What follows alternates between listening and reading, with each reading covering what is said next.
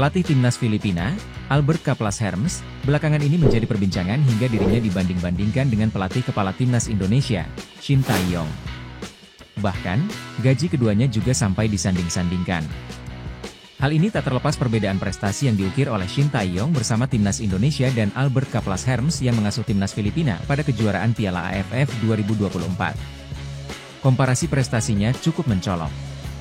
Sebab, Filipina berhasil melaju ke semifinal Piala AFF 2024 setelah menumbangkan Indonesia dengan skor tipis 1-0. Saat menghadapi Thailand pada leg pertama semifinal, The Azkals juga bisa menang dengan skor 2-1. Tentu saja, dengan hasil ini, prestasi Albert Kaplas Hermes sudah melampaui catatan Shin Tae-yong. Sebab, dia bisa menumbangkan Thailand saat Shin Tae-yong selalu gagal melakukannya bersama skuad Garuda.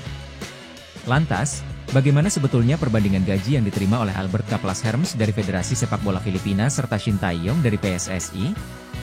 Karena reputasi dan pengalamannya, Shin Tae-yong diperkirakan menerima gaji yang cukup tinggi sebagai pelatih timnas Indonesia. Beberapa sumber menyebutkan bahwa gajinya berkisar di angka 1 juta dolar Amerika per tahun atau lebih. Jika dikonversi ke rupiah sesuai kurs saat ini, Shin Tae-yong bisa jadi mendapatkan upah sebesar 16,185 miliar rupiah per tahun.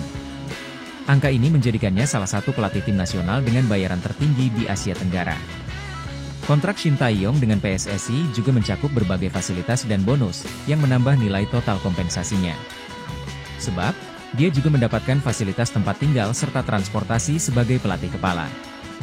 Upah sebesar 1,3 miliar rupiah per bulan tampaknya menjadi angka yang cukup fantastis, tetapi setara dengan pengalaman serta reputasi pelatih asal Korea Selatan itu di dunia racik strategi. Albert Kaplas Hermes sebetulnya juga memiliki latar belakang kepelatihan yang cukup baik. Beberapa pengalamannya yakni pernah bekerja di Akademi Barcelona dan menangani timnas Denmark U21.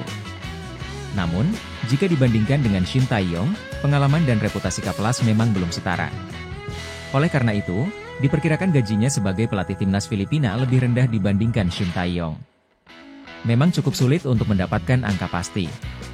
Namun, perkiraan yang beredar menyebutkan bahwa gajinya mungkin berada di kisaran ratusan ribu USD per tahun, jauh di bawah gaji Shin Tae-yong.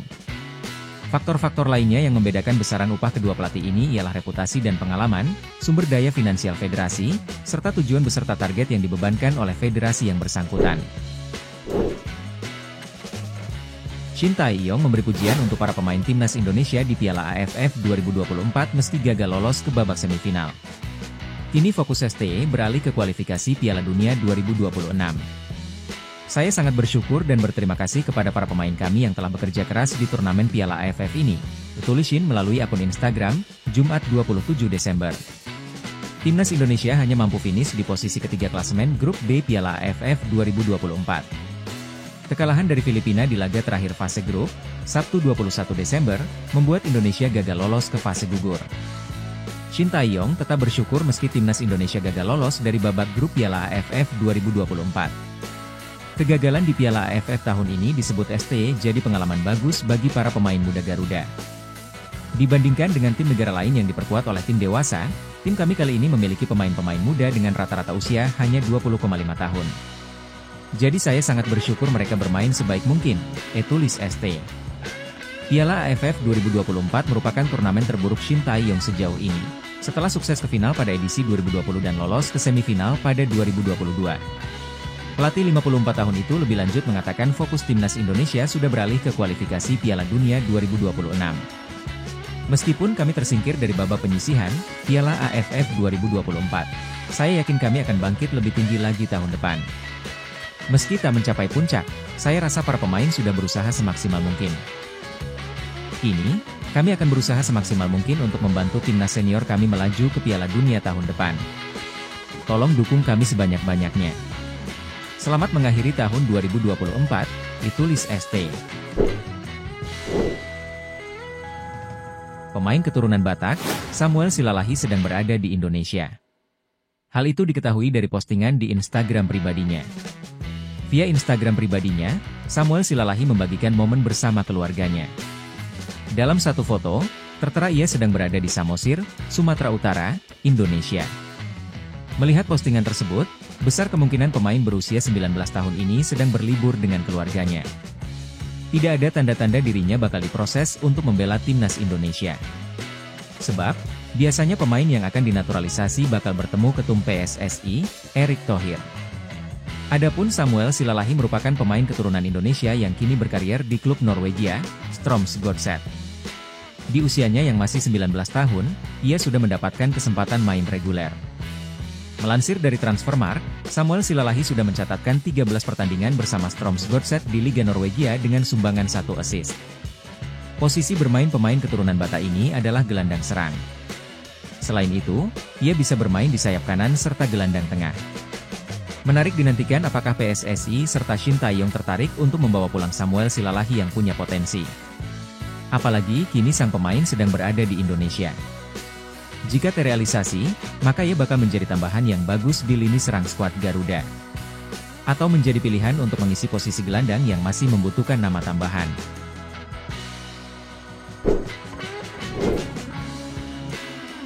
Pelatih timnas Thailand Masata Daishi minta maaf kepada publik Thailand setelah dikalahkan Filipina 1-2 pada leg 1 semifinal Piala AFF 2024 di Stadion Rizal Memorial, Manila, Jumat 27 Desember malam.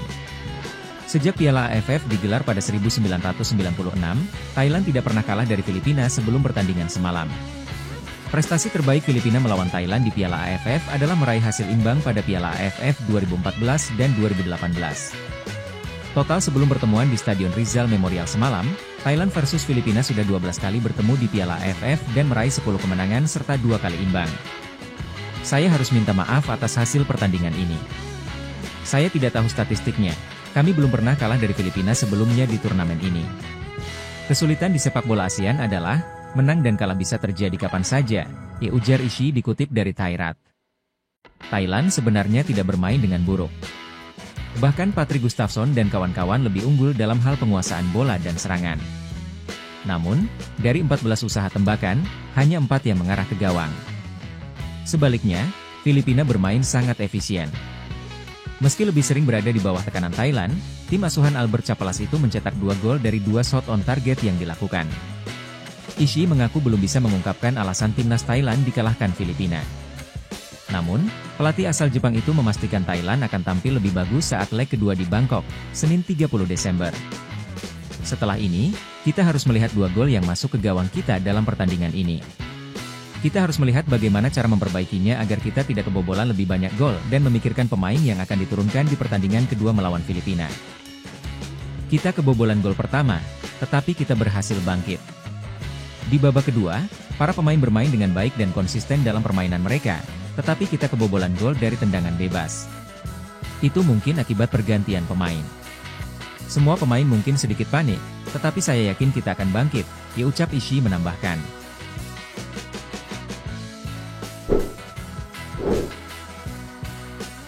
Timnas Filipina terus menciptakan sejarah di Piala AFF 2024 setelah mengalahkan Thailand pada leg pertama semifinal di Stadion Rizal Memorial, Manila, Jumat 27 Desember. Gol di penghujung laga yang dicetak Kyle Linares berhasil memastikan kemenangan 2-1 Filipina atas Thailand. Sebelumnya, Filipina sempat unggul melalui Sandro Reyes pada menit ke-21, tapi berhasil disamakan Thailand lewat gol Supanan Burerat pada menit ke-45. Kemenangan ini sangat bersejarah bagi timnas Filipina. Selain untuk kali pertama mengalahkan Thailand di Piala AFF, The Azkals untuk kali pertama dalam 52 tahun berhasil mengalahkan timnas Thailand.